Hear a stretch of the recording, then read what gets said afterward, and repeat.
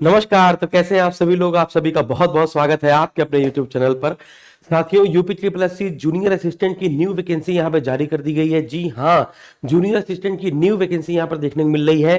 तो अभी just notification यहां पे जारी किया गया है। आप जानते हैं कि सबसे पहले एसएसजी गुरुकुल आपको बताता है, यूपी एग्जाम गुरुकुल हमारा नया चैनल है, इसको सब्सक्राइब जरूर करिएगा।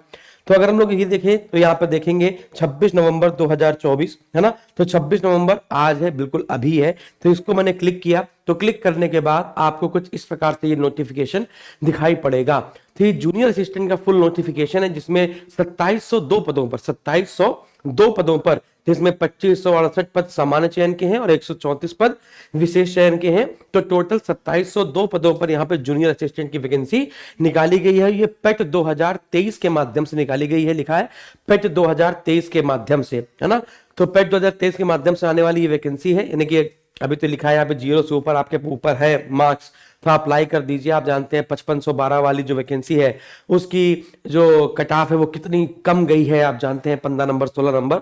तो लेकिन उसमें 5512 है, 2702 है, तो उसी से मान के चलेंगे कि आधा कर लेंगे तो काम अपना हो जाने वाला है। यानी कि 30 इसके आसपास अगर होंगे नंबर तो काम हो जाने वाला है, कहने का ये मतलब है, ठीक है ना। फिर भी एग्जैक्ट जो पेट की कट ऑफ होगी वो मैं अपना वीडियो बना दूंगा कि इसकी एग्जैक्ट कट ऑफ क्या हो सकती है। वैसे आप यूपी ट्रिपल एस सी एक ऐसा कट ऑफ निकाल रहा है जो सभी लोगों से परे है ना।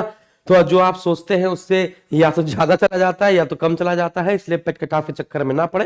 अगर आपके ठीक ठाक नंबर है, आपका दिल चाहता है तो आप भर ले। वैसे मैं कट ऑफ आपको बता दूंगा, ठीक है ना।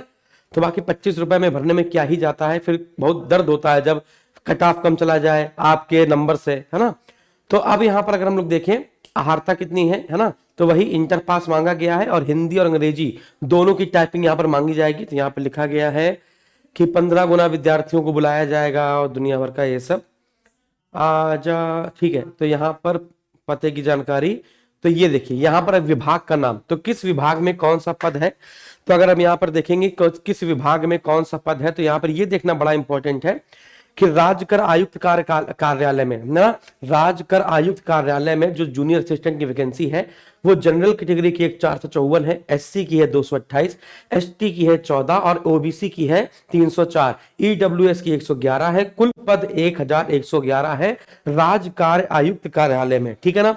फिर खाद्य एवं रसद विभाग में टोटल 268 पद है ना। उद्योग एवं उद्यम प्रोत्साहन निदेशालय में 111 पद है। लेकिन अगर पूछा जाए सर सबसे ज्यादा पद किस विभाग में है, तो सबसे ज्यादा पद इसी विभाग में है, 1111 पद राज्य कर आयुक्त कार्यालय में। इसके अलावा बाकी समय बहुत कम कम है ना। बाकी सब देखते रहिए हमारे साथ।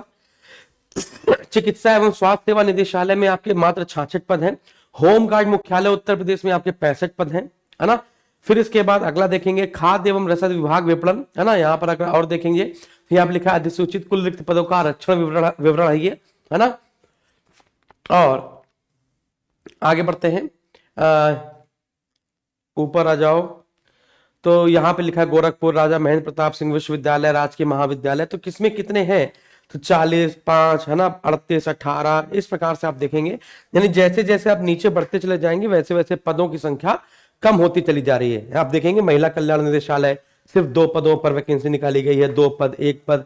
ये इतनी बड़ी लिस्ट में, इस बड़ी लिस्ट में है ना, जो सबसे ऊपर पद है वो ज्यादा है और जो नीचे पद है उनकी संख्या लगातार आप देख पाएंगे कम ही होती चली गई है। यानी सबसे ज्यादा पद जो 1111 है। फिर इसके बाद आगे देखेंगे, अगर 1111 पद सबसे ज्यादा है ना राज्य कर आयुक्त कार्यालय में, और 38 तो ज्यादा है नहीं, ठीक है ना। तो ऊपर से हमें लगता है ये पहले से ऑर्डर में लगा के भेजा है ना।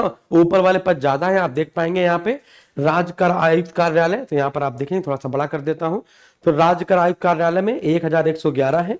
इसके खाद्य एवं रसद विभाग में 268 है। उद्योग एवं उद्यम प्रोत्साहन में 111 है।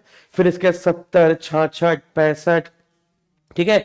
फिर कम होते चले जाएंगे 63 62 61 60 58 46, तो इस प्रकार से कम होते चले जाएंगे, ठीक है ना। और लेवल वही है, लेवल 3 होगा, वही आप देख पाएंगे लेवल 3 है ना। तो आगे बढ़ते हैं, तो यहां पर आपने ये देख लिया। फिर इसके बाद आगे बढ़ते हैं अगला, तो सीधे हम लोग आहारता वैसे आपको वही है जो सेम होती है, इंटर पास मांगा गया है। हिंदी और इंग्लिश दोनों में टाइपिंग आनी चाहिए बच्चों, हिंदी में भी टाइपिंग आनी चाहिए और इंग्लिश में भी टाइपिंग आनी चाहिए, बहुत बड़ा नोटिफिकेशन है, कॉपी पे कट पेस्ट मारते हैं धड़ाधड़ धड़ाधड़, है ना, ये कुछ पेज ऐड करते हैं।